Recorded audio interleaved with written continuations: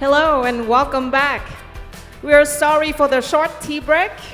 It's supposed to be 15 minutes, but due to our running late, so we hope that you understand, and thank you so much. Our next speaker is Yi Tae, co-founder and chief scientist at Reka AI, a globally distributed startup building multimodal large language models and advancing AI research. To date, Reka has raised more than 100 million US dollars with a recent 1 billion valuation. Previously, he was a senior research scientist at Google Brain. Before Google, he obtained his PhD from NTU Singapore. Please welcome him onto the stage.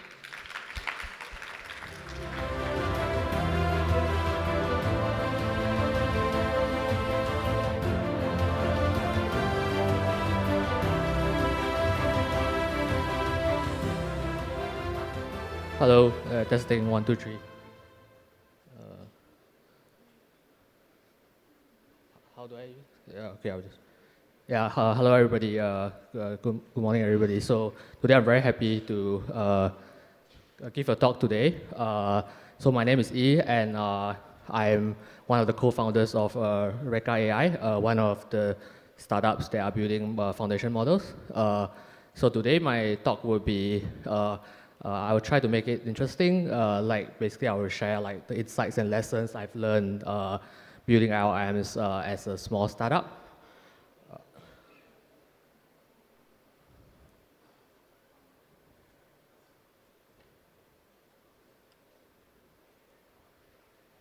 So okay, so to start off, like the context, right? So like training and pre-training like LLMs from scratch is like a relatively novel experience. I think if you want to do this these days, you kind of have to be at one of the frontier labs or like Google or Anthropic or something like that. So it's kind of like a experience that like pretty novel. It's a small amount of the human population will actually get to pre-train and post-train large language models. And then like the next point, which will add constraints to the first statement, is basically like if you train LLMs when considering startup constraints is even much more harder and novel experience.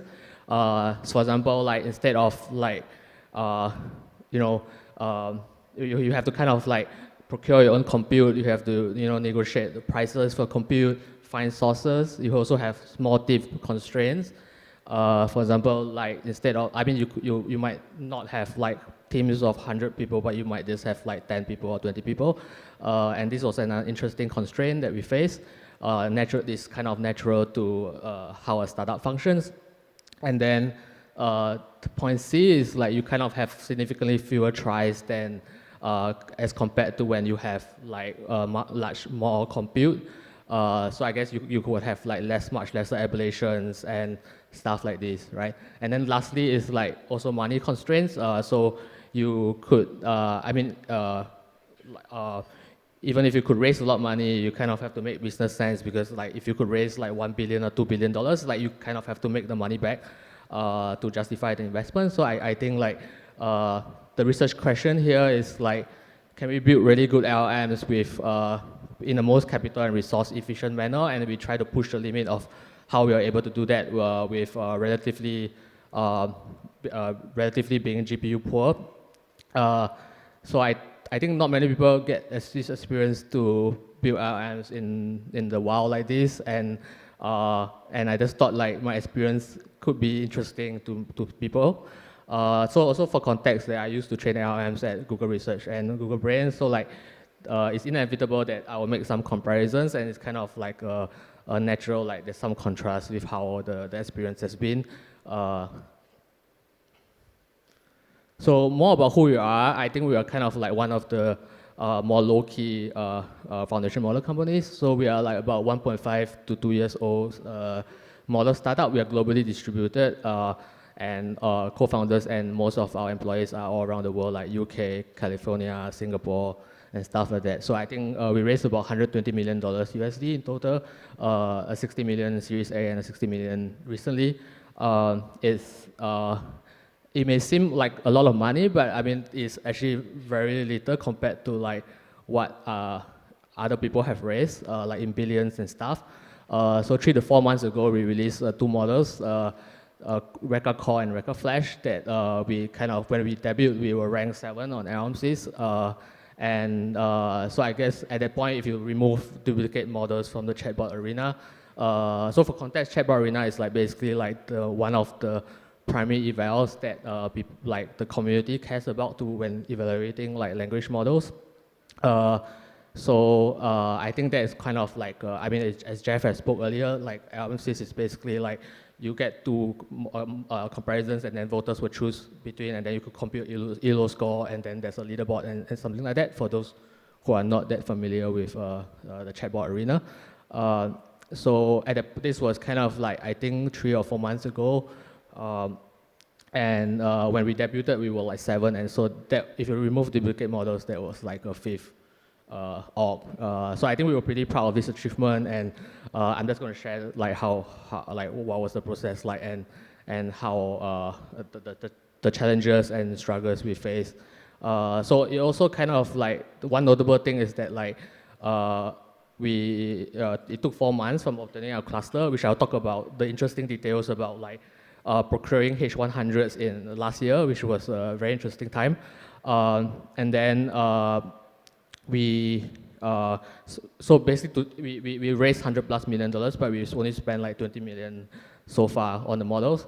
And then we had less than 15 people, and then we were able to outperform the early versions of GPT-4, I think 0613 on Chatbot Arena when we debuted. So I guess that was the score like kind of like a couple of months ago, but this is more recent scores. And we are kind of like, I think it's not so easy to keep up. So we just basically use this comparison to share some comparisons. For example, like Flash and Core, 5T tokens, we spent 3 million to train it. The LMSYS ELO is kind of comparable to Llama 370B, and you can see the cost like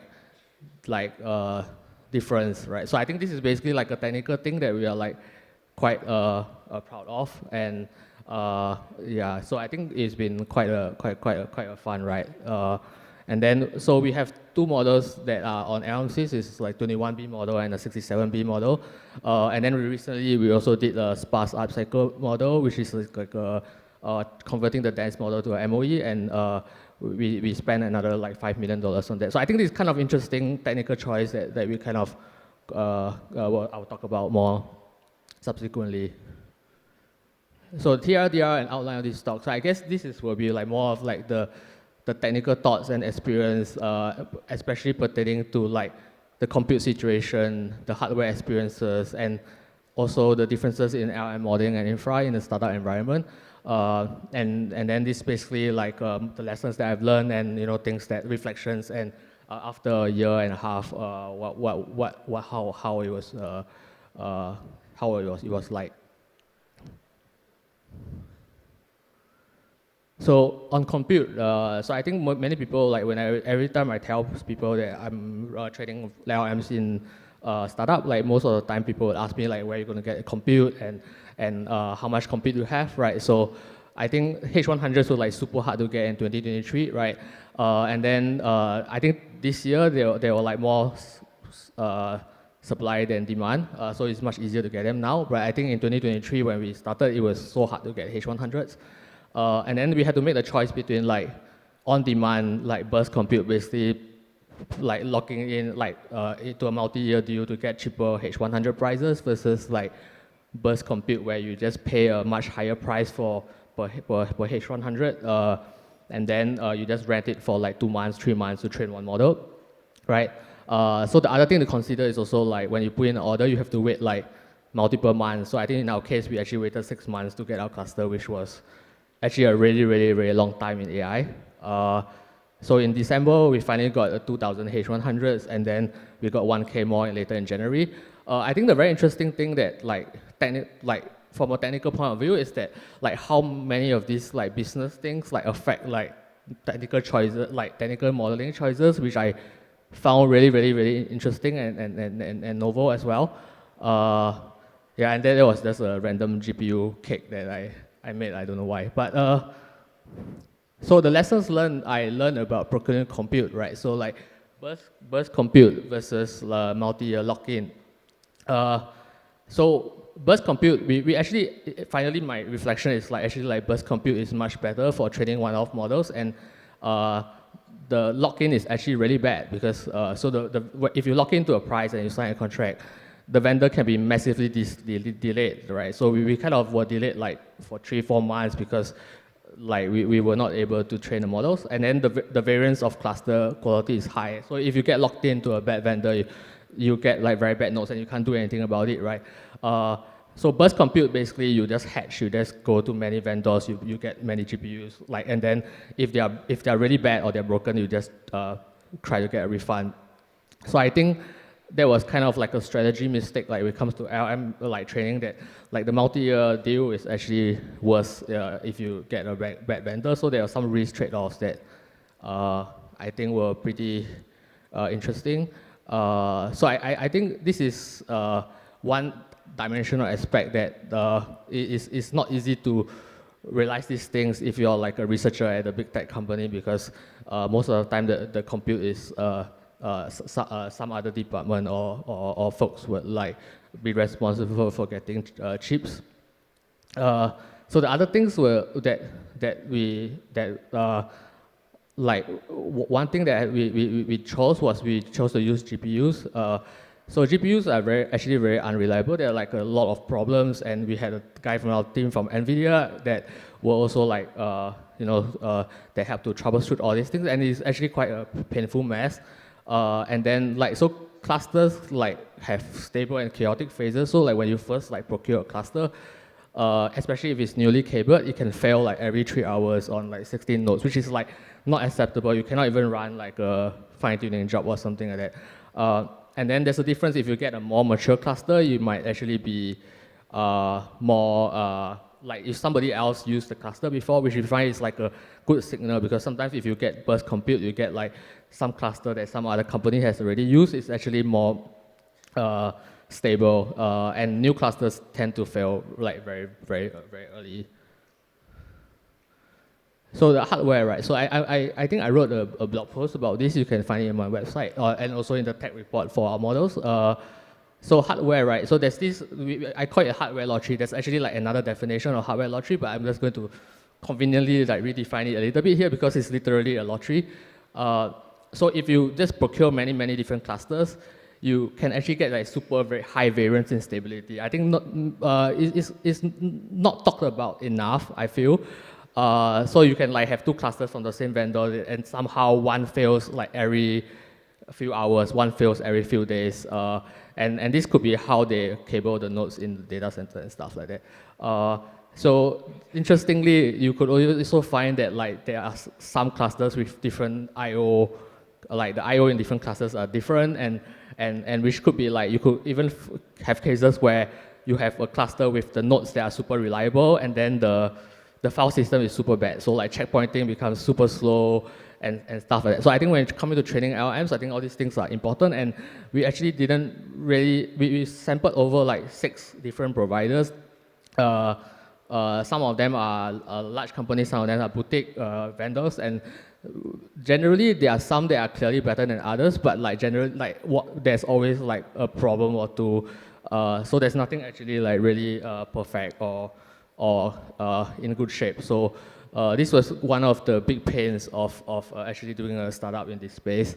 So I think overall the kind of like the TLDR and of this that we learned is that we should probably only do like burst compute procurement to train like pre-trained models, and once you're done with the pre-training, you return the cluster so that, and then instead of like locking into a long-term deal that you may or may not, like it's basically hedging is generally better. So basically in our tech report, we also wrote about like how the node stability changes over time, and a lot of this is not just like the nodes just don't become better like over time magically.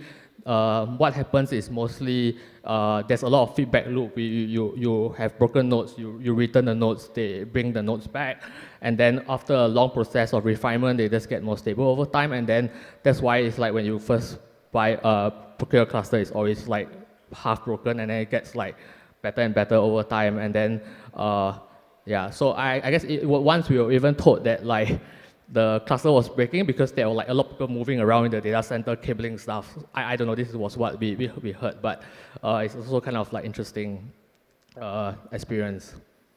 So okay, I guess the next thing I'm going to talk about from the modeling aspect, right? So I think like risk levels are different if you have like one shot instead of 10, right? So risk becomes part of modeling because you cannot like I think when you kick off a pre-trading run and then if you want to try something really fancy and you only have one shot and the entire company's runway is like lying on that run, it's not fun, right? So I guess risk becomes like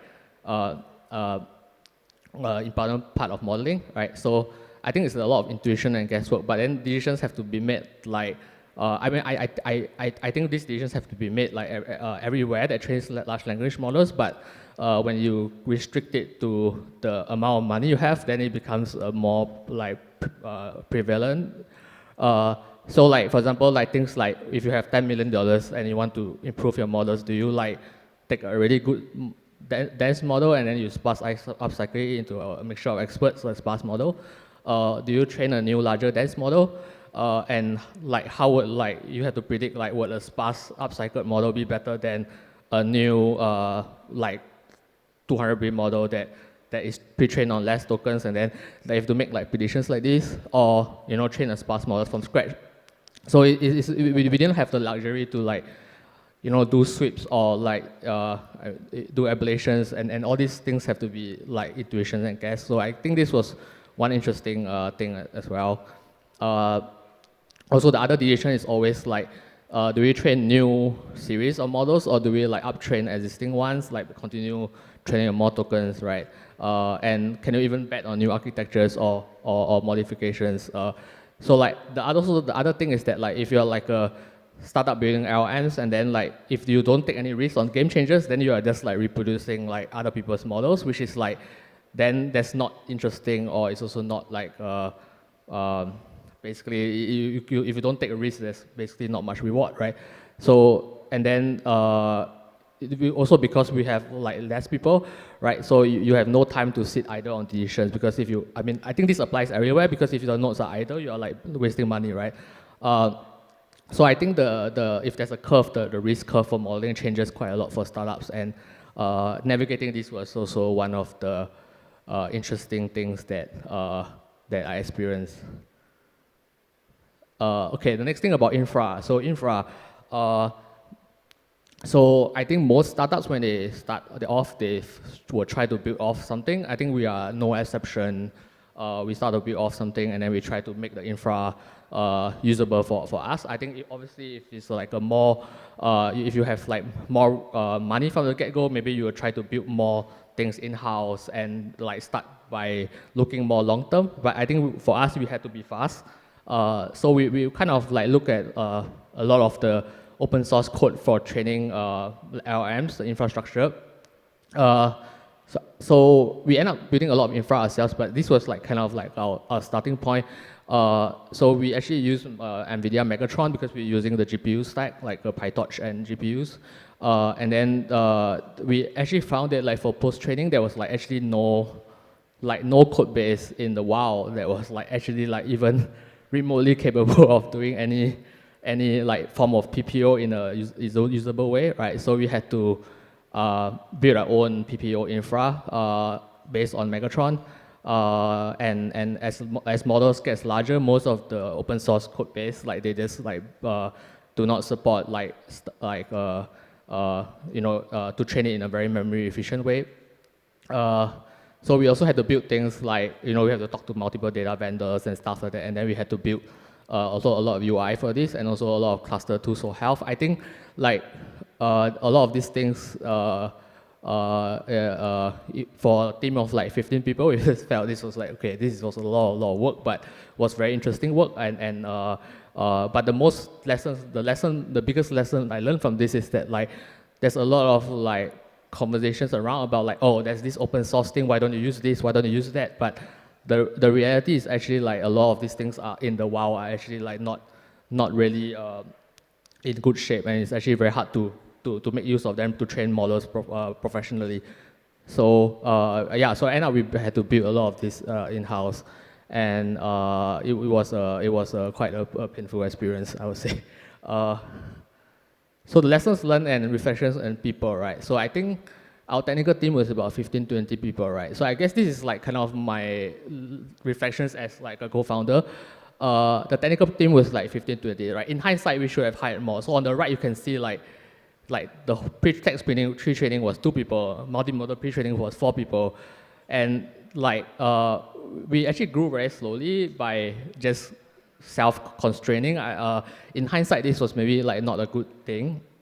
We initially hired too many people that were like very strong ICs that generally did not really enjoy hiring people to delegate it to, and they choose to like a lot of times like shoulder a lot of responsibilities themselves, especially when it comes to technical work. So I think many people are working like 7-hour weeks and you know, like 16-hour days and something like that. And then we were also like a little bit picky, and we also like kind of also kept wanting to tell people that we are a small team. So we kind of had a lot, maybe a bit like too much like pride in like being small and capable. And then we kept wanting to have a flat structure. So I think that was maybe, but the thing after 1.5 years, we actually feel that like this workload of like the amount of things that we had to do for like 15 people was not sustainable for more than 1 year. We could sprint for like 1 year, we can sprint for like 1.5 years, but like at some point, every people, you know, we're all human, we break from exhaustion, right? So I think exhaustion is actually a real threat, and I think that this is something that like when people are excited, they don't actually think about that much, because it's like human like motivation and human energy is like something that is always easily overlooked. But I think this is, in a startup, this is very real, especially when the workload is a lot, and it's something that yeah, I think this is mainly like quite an interesting thing that that I learned in the last like 1.5 years. Okay, so I think we are close to the end. So this is maybe the summary and conclusions, right? So for compute, burst compute is better than lock-ins generally, and bad vendors could kill startup. If you choose a wrong vendor, they could like, basically it's a very bad, like could put you in a very bad spot. Modeling infra work, right? So infra is a lot of work, and then like a lot of the open source code base could look like okay from the start, but then you start to run into a lot of issues when you try to scale up and stuff like that. And I think there's a lot is often overlooked, like fact that people think that, okay, if you want to train an LLM, it's easy, you just go and plug something from open source and you train it. It's not really that easy. And then the second thing is that the risk reward curve looks different for small and startup. Like actually, innovation and research in a very tight environment is very hard, but it's actually possible, and it's scary because a lot of money is running at, like you're basically using like N% of your runway on a run, right? So it's like actually a different stakes involved, which is so to take bets is actually harder. So people and work, right? So exhaustion is a big problem, right? You cannot. I mean, what I learned is that people cannot sprint assuming infinite stamina. I think this is something that I didn't realize before doing a startup, that people actually get tired. And then having an overwhelming amount of work can be scary, and then feeling overwhelmed is always, it's like the new normal in the startup. So I think that's kind of interesting thing for me, right? So the personal point I'll end off with, like, so I learned a lot in the past year, so I think it's a very fulfilling experience, and it's like kind of it's kind of there's a lot of like aspects that I did not know existed, and then they actually were pretty interesting. And then they are like, okay, so we also have more fun stuff that we've been keeping, and we haven't released them yet because we're still working on them. So final words, right? So I think this is mainly to sum up, like this was my experience. I think a lot of people in our company, we co-founded and we kind of started this because we wanted to see if like a team of like 15 people, and we only used like 20-30 million to get to the launch in a couple of months ago, and then were we able to outperform GPT-4 on LMSYS Chatbot Arena? So I think we did that, and we were quite like happy with the achievement, and the time cost includes like raising money, ramping up hiring, negotiating compute, and waiting for cluster building for building infra. I think this was probably like one of the most exciting moments in my life, I guess. So I guess like then people might be wondering, right? Like if OpenAI spends so much money training GPT-4, like how were you able to outperform it with so much less money and stuff like that? I think like one thing that people actually like maybe like don't realize that much is that like the advancements of the accelerators and stuff like that, actually the compute gets cheaper over time, and it's actually basically like and basically the infra and the advancements improve over time. So it was possible for us with new chips and stuff like that to outperform older versions of GPT-4 from like 6 months or 9 months ago. So I think the cost of AI could getting cheaper is also interesting thing to consider as chips get better and better, like then the cost to train models maybe become cheaper in general. So and yeah, the H100 and A100 thing is also like probably one big reason. Yeah, why? So I guess this is maybe like the end of my presentation. Yeah, thanks everybody for listening, and yeah, I feel free to like DM me or on Twitter if you have any questions. Yeah, thank you very much. Thank you.